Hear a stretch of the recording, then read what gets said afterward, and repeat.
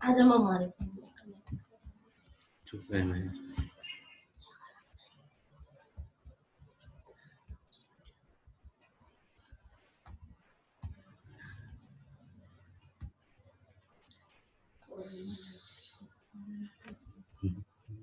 एक लाख लोग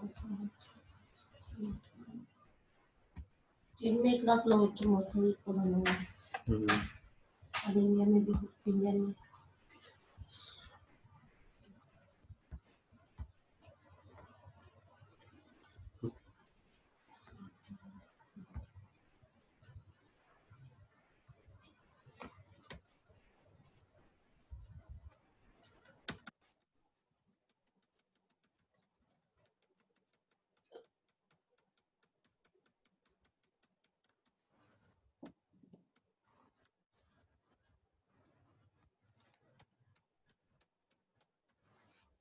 connecting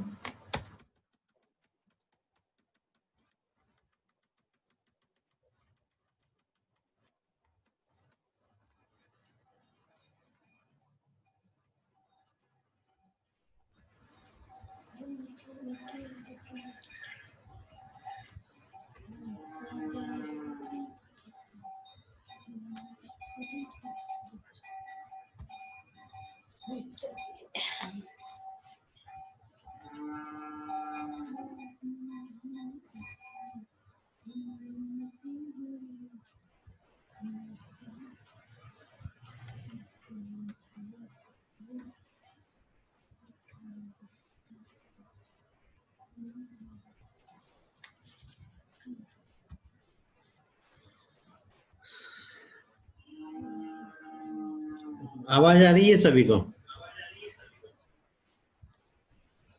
yes sir.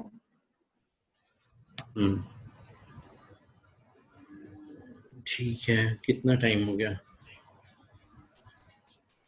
3 minute हो गया यार, इतना आए नहीं, आते नहीं है जल्दी जल्दी।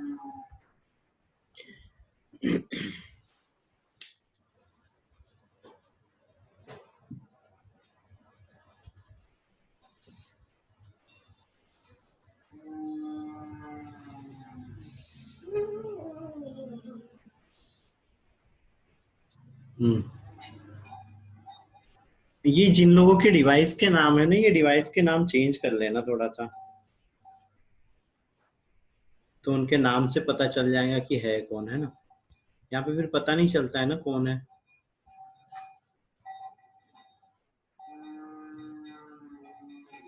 बस बाकी के कितने, 12 13 लोग गायब। बढ़िया, हो जाने दो।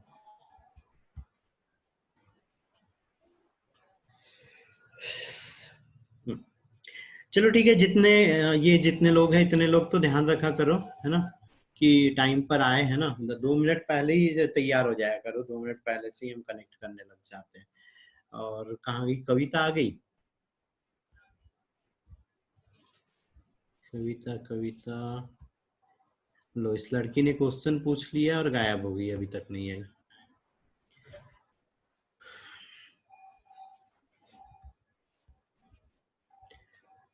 किसी को और कोई डाउट है इस चैप्टर पे तो बताओ। इंसुलिन। पता तो लग ही रहा था ऐसा कुछ। ठीक है, इंसुलिन के बारे में कर लेते हैं जब तक, है ना। ठीक है, आवाज आवाज सही है। आवाज है ना? हाँ यस सर। ठीक है, ठीक है। हम यहाँ पे एक कृत्रिम रूप से इंसुलिन Yes, sir. कैसे बनाते हैं इसका, तो ये किसके अंदर में आता है? इंसुलिन का निर्माण करना यहाँ पे अनुवांशिकी, मतलब जो मेडिकल क्षेत्र है ना, मेडिकल फील्ड है, उसके अंदर में बायोटेक्नोलॉजी के एप्लीकेशन के अंदर में आता है। एक सेकंड ना, ये बेटा पहले बोला है मैंने, ये कितनी बार बोलूं? हाँ, फैमिली मेंबर से दूर रहो। कोरोना भी चल रहा है भाई, कोरोना भी चल रहा है।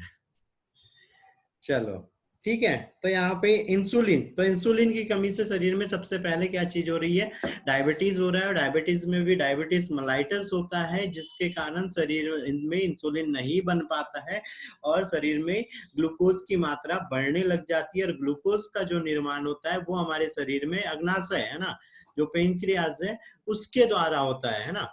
अब जो हमारे शरीर में इंसुलिन जो बनता है, इंसुलिन का जो हम आणविक स्ट्रक्चर देखते हैं तो उसमें क्या होना है, यहाँ पर ऐसे 3 चेन उपस्थित रहना है। ये एक ब्लू दिख रही है, एक ग्रीन और एक ग्रे दिख रही है ना, 3 चेन है। तो ये एक ए चेन है, बी चेन है और एक सी चेन है।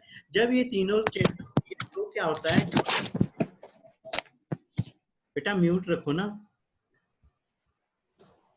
तो जब ये तीनों चेन उपस्थित रहती है तो ये इंसुलिन कैसा रहता है, निष्क्रिय रहता है। और इसी को क्या बोलते हैं, इनएक्टिवेटेड इंसुलिन या प्राक इंसुलिन या प्रो इंसुलिन भी बोलते हैं, जिसके अंदर में सी चेन भी होती है ना।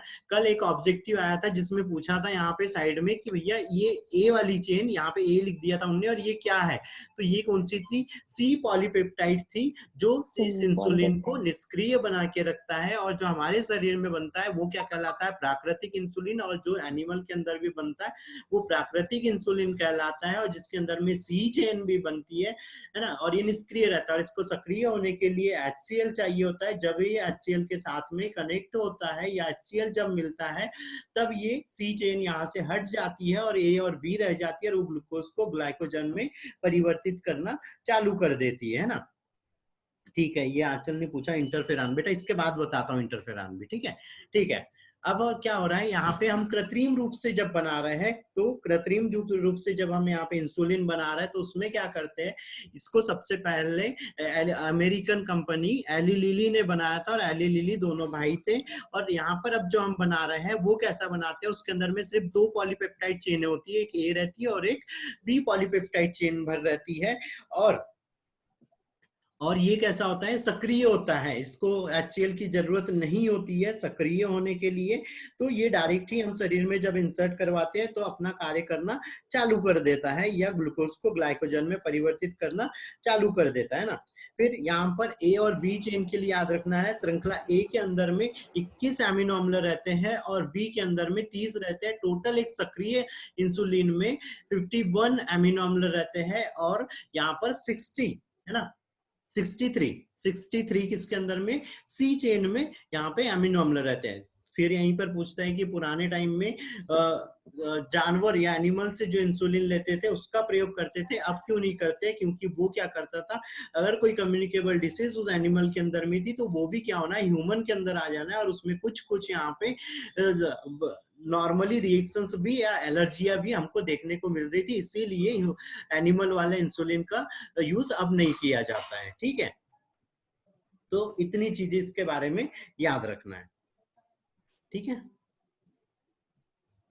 ठीक है। अब अगली चीज आती है इंटरफेरॉन, है ना। तो इंटरफेरॉन में क्या चीज हो रही है, इंटरफेरॉन में ये हो रहा है कि जैसे यहाँ पर ये कोई कोशिका है ना, मान लो 2 कोशिकाएं हैं, दोनों कैसी है, स्वस्थ है, उसके अंदर में किसी वायरस ने एक के अंदर में संक्रमण कर दिया है, मतलब वो यहाँ पर आके क्या करने लग गया, वृद्धि करने लग गया। तो ये जो संक्रामक कोशिका है, ये संक्रामक कोशिका क्या करेंगी, यहाँ पे कुछ प्रोटीन का, जैसे हमारी बॉडी के अंदर इम्यून सिस्टम होता है वैसी सेल का भी खुद का इम्यून सिस्टम हो जाता है, जिसके कारण वो यहाँ पे कुछ प्रोटीन का निर्माण करने लगती है जो इस वायरस को नष्ट करने वाली रहती है। लेकिन ये कोशिका तो संक्रमित होकर क्या होने लगती है, नष्ट होने लगती है, जिसके कारण यहाँ पर जो वायरस बन रहा है वो वायरस क्या हो जाता है, इस संक्रमित, इस इफेक्टेड सेल से निकल के आ जाता है इस यहाँ पे हेल्दी सेल के पास में। जब हेल्दी सेल के पास में आ जाना है, तो जब इसके पास में यहाँ पर वायरस आना है, तो जब यहाँ पर वायरस आ जाना है तो क्या होना है, इसके पास में यहाँ पे पहले से ही क्या है, इंटरफेरॉन उपस्थित है। तो वो इंटरफेरॉन क्या करना है, इस वायरस को यहाँ पे नष्ट करने लग जाना है, और इस ये जो सेल है ये क्या होना है, संक्रमित, वायरस से संक्रमित नहीं होना है। अब सिंपल से वर्डों में तो इंटरफेरॉन एक प्रोटीन होती है जो वायरस रोधी होती है, वायरस को नष्ट करने का कार्य करती है, और इसका उत्पादन संक्रमित कोशिका के द्वारा होता है, जो इन्फेक्टेड सेल रहती है इस वायरस से, उसके द्वारा होता है। ठीक है, हेल्दी सेल इंटरफेरॉन का निर्माण नहीं कर पाती है ना। ठीक है बेटा, चल। Yes sir. अब और किसी को? बायोपायरेसी। बायोपायरेसी मतलब चोरी, किसी भी देश या किसी भी जगह के जैविक संसाधनों का बिना उसकी अनुमति या बिना उसको कोई पेमेंट किए उसका यूज करना क्या कहलाता है? बायोपायरेसी कहलाता है। ठीक है, और किसी को बोलो, फटाफट बोलो, फिर कुछ और डिस्कशन भी करने हैं। सर नहीं आ रहा समझ में बेटा। क्लोनिंग? सर प्रोब क्या है? क्या? Probe, DNA probe. Yes. DNA probe वो खंड रहते हैं डीएनए के जिसके अंदर में 20 से लेके 30 यहाँ पे बेस पेयर रहते हैं, और जिनका उपयोग हम ट्रांसफर कर रहे थे जीन, उसकी पहचान करने के लिए करते हैं ऑटो रेडियोग्राफी में और डीएनए फिंगरप्रिंटिंग में, कि हमने जो खंड डाला है या हमारा जो पहले का जो मेन डीएनए सेगमेंट है वो है या नहीं है, कि अब वो कहाँ पर उपस्थित है, उस चीज को पहचानने के लिए। यस।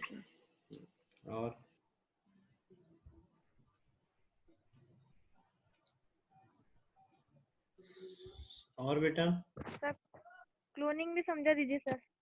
क्लोनिंग का मतलब ये चीज हो रही है कि हम किसी भी जीव का सेम हूबहू वैसी की वैसी एक कॉपी तैयार कर रहे हैं, जिसके अंदर में उसका जेनेटिक मटेरियल, उसका फिजियोलॉजिकल स्ट्रक्चर, उसका इंटरनल स्ट्रक्चर, उसकी फंक्शनिंग सारी की सारी अपने पेरेंट्स के समान होती है। वो वाला जो भी प्रोडक्ट बन रहा है वो क्या कहलाता है? क्लोन कहलाता है। क्लोन बनाने के लिए अब क्या चीज करते हैं, जैसे हमको जब क्लोन बनाना है तो जैसे यहाँ पर ये एक कोशिका होगी, इसके अंदर में जो अनुवांशिक पदार्थ है, अब जबकि हमको सेम कोशिका बनाना है तो हम यहाँ पे क्लोन बनाने के लिए क्या करेंगे, जैसे हमारी बॉडी में 2 तरह की सेल बताई थी, एक कायिक कोशिका रहती है, दूसरी जनन कोशिका रहती है। तो हम क्या करते हैं, कायिक कोशिका लेते हैं, उसमें वृद्धि करवाते हैं और उससे फिर एक नया एनिमल यहाँ पे डेवलप कर लेते हैं ना। दूसरी चीज में अगर जैसे यहाँ पे एक गाय का क्लोन है ना, या भेड़ डॉली का जो क्लोन तैयार किया गया था, उसके लिए क्या किया था उनने, उसकी एक तो मेन था, मेन बॉडी थी उस, और एक दूसरी बॉडी थी जिसके ब्रेस्ट की सेल ली थी, और ब्रेस्ट की सेल पे क्या चीज हो रही थी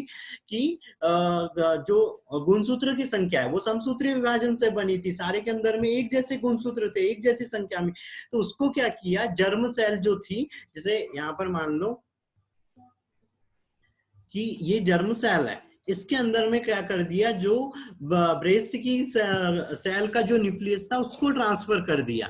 अब इसको जब यहाँ पे ट्रांसफर कर दिया तो ये क्या होना है, क्योंकि ये भ्रूणीय विकास में जाना है, भ्रूण का निर्माण कर रही है, तो जब ये कोशिका विभाजित हो रही है और जब यहाँ पर जो नई कोशिका बन रही थी उसके अंदर में ये केंद्रक बनने लगा, तो जब वो नया जीव बनने लगा तो वो किसके जैसे बना, जो यहाँ पे ये जो डोनर सेल थी है ना, ये जो एक सेल जो थी उस वो जिससे ली थी उसके जैसा बन गया, सेम है, सेम टू सेम है ना, क्योंकि इसके अंदर में केंद्रक क्या हो रहा था, ये वाला था जो समसूत्री विभाजन से बना था। और यहाँ पे जो भ्रूण रहता है, जब एम्ब्रियो रहता है तो उसमें क्या होता है, 1 से 2, 2 से 4, 4 से 8 कोशिका बनती है। तो ये केंद्रक जैसे के वैसे विभाजित होने लग गया और नए जीव का निर्माण हुआ। दूसरी चीज यहीं पर स्टेम सेल का भी हम यूज करते हैं। स्टेम, अच्छा स्टेम सेल छूट गया था है ना। स्टेम सेल में क्या चीज हो रही है, स्टेम सेल में वो क्वालिटी रहती है जो, क्योंकि ये क्या होती है, जब ये यहाँ पे भ्रूण बन रहा था उसी से कोई सेल एक अलग होगी, तो इसके इस सेल का और इस सेल का जेनेटिक जो मटेरियल रहता है वो सेम रहता है। तो हम जो भी ऑर्गन अगर बनाते हैं तो वो क्या हो जाता है, सेम टू सेम बनता है दूसरे जो पुरानी सेल है उसके जैसे में। और इसके क्या करते हैं हम, अम्बिलिकल कॉर्ड हो गया, एमनियोटिक फ्लूइड हो गया, और जो प्लेसेंटा हो गया, वहां से हम ये सेल ले लेते, क्योंकि जो एम्बिलिकल कॉर्ड हो गई और प्लेसेंटा हो गई, ये इसके अंदर में क्या रहती है, जो भी जेनेटिक मटेरियल रहता है या जो भी यहाँ की सेल बनती है वो एम्ब्रियो के डेवलपमेंट के दौरान बनती है। तो इनका जो जेनेटिक मटेरियल रहता है वो भ्रूण के साथ हूबहू मैच करता हुआ रहता है। ठीक है, यस सर। ये स्क्रीन कहाँ दिख रही है?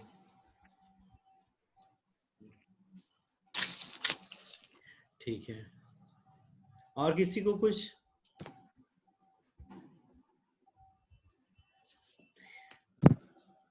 नहीं है ना, चलो तो फिर ये वाला चैप्टर या ये बायोटेक्नोलॉजी वाली भी यूनिट खत्म होगी। शाम में इसका लास्ट एमसीक्यू सेशन रहेगा। इसके बाद में हम स्टार्ट करेंगे, शायद चैप्टर वाइज वो करना पड़ेगा। कौन से चैप्टर बच गए हैं?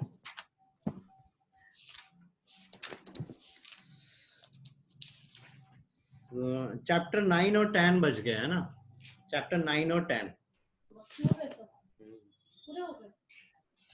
ठीक है, 9 और 10 चैप्टर स्टार्ट कर रहे हैं।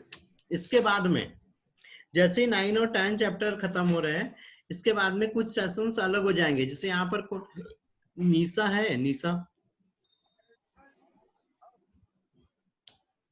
निशा है क्या बेटा? नहीं, अभी नहीं है। ठीक है, एक सेशन चलेगा 11th का और एक सेशन चलेगा 12th का आपसे। ठीक है, नेक्स्ट वीक से। ठीक है, नेक्स्ट वीक से एक सेशन 11th का चलेगा और एक सेशन 12th वाला चलते जाएगा, है ना। तो अब जो 12th में है अभी, वो लोग 12th वाला ज्वाइन करना, और जो लोग ये एग्जाम वगैरह की तैयारी कर रहे हैं वो लोग 11th वाला सेशन भी ज्वाइन करेंगे। ठीक है, और रही चीज एमसीक्यू की, तो एमसीक्यू एक एमसीक्यू चलेगा जो सारे इसका कॉमन रहेगा, मतलब 12th का भी हो सकता है उसमें, और उसमें 11th का भी पोर्शन हो सकता है। सारी चीजें उसमें सेम चलेंगी, है ना। उसमें ये चीज नहीं रहेंगी कि किस टॉपिक से चल रहा है वो, बस जो चीज हो गई है, हाँ जो चीज हो गई है उससे ही रिलेटेड में चलेगा। ठीक है, चाहे वो 12th का पोर्शन हो चाहे 11th का पोर्शन हो। ठीक है बेटा, ऑब्जेक्टिव भर रहेंगे उसमें, है ना। उसका एक्सप्लेनेशन, हाँ, ऑब्जेक्टिव का एक्सप्लेनेशन रहता है। कोई भी टॉपिक। ठीक है, किसी को कोई दिक्कत है उसमें? सर, हाँ सर ये जो 12th वाला सेशन चलेगा उसमें मतलब शुरू से पढ़ाएंगे ना? हाँ, अब उसमें फर्स्ट चैप्टर से चालू करूंगा, और उसमें क्योंकि जो ये नए 12th वाले बच्चे हैं उनके हिसाब से भी चलाना पड़ेगा, इसीलिए उसको थोड़ा सा धीरे चलूंगा, है ना। हाँ। और बाकी जो 11th वाला है, 11th वाला भी फर्स्ट चैप्टर से ही चालू करेंगे, और जो शाम वाला रहेगा उसमें हम एमसीक्यू सेशन करेंगे। ठीक है, उसमें हाँ। किसी को कोई डाउट है?